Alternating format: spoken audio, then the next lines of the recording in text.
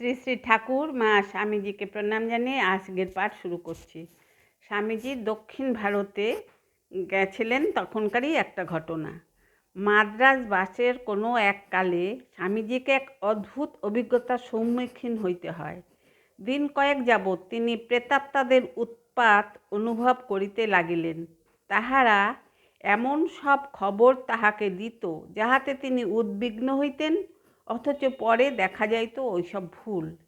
এইভাবে উৎপীড়িত হইয়া তিনি যখন ভূতেদের উপর খুব চটিয়া গেলেন, তখন তাহারা জানাইল যে তাহারা বড় কষ্টে আছে। স্বামীজি যেন তাহাদের উদ্ধার সাধন করেন। পরিশেষে ভাবিয়া চিন্তিয়া স্বামীজি তাহাদের উদ্ধারের এক উপায় স্থির করলেন। তিনি সমুদ্র তীরে গেলেন ও তণ্ডুলাদির অভাবে মুঠো মুঠো বালুকা লইয়া পিণ্ডদান স্থলে উহাই দান করিলেন। তদাবধি ভৌতিক উৎপাতও থামিয়া গেল। স্বামীজির জয়পুরের একটা ঘটনা। জয়পুরে এই ঘটনাটি বিশেষ মর্মস্পর্শী। উহাতে যেন স্বামীজির একটা নতুন দিকে চক্ষু খুলিয়া গেল। এক সন্ধ্যায় এক নর্তকী গান গাহিয়া রাজার চিত্ত বিনোদন করিতেছিল। সঙ্গীতের আরম্ভকালে স্বামীজি আপনার তাঁবুতে ছিলেন। রাজা তাহাকে সঙ্গীতাসরে আসিবার জন্য খবর পাঠাইলেন। স্বামীজি কিন্তু বলিয়া পাঠাইলেন, সন্ন্যাসীর পক্ষে ঐরূপ আসরে উপস্থিত থাকা অনুচিত।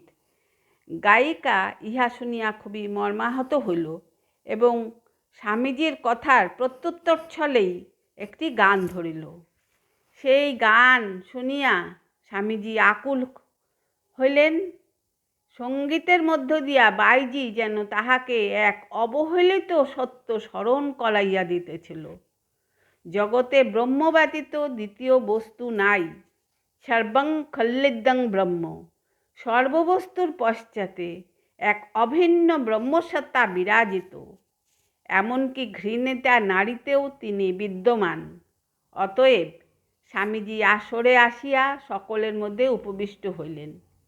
এই ঘটনার উল্লেখ করিয়া তিনি পরে বলিয়াছিলেন, গানটি শুনে আমার মনে হলো, এই কি আমার সন্ন্যাস? আমি সন্ন্যাসী, অথচ আমার ও এই নারীর মধ্যে আমার ভেদজ্ঞান রয়ে গেছে। সে ঘটনাতে আমার চোখ খুলে গেল। সর্ববস্তুই সেই একই সত্তার অভিব্যক্তি জেনে আমার আর কাউকে নিন্দা করার জো ছিল না।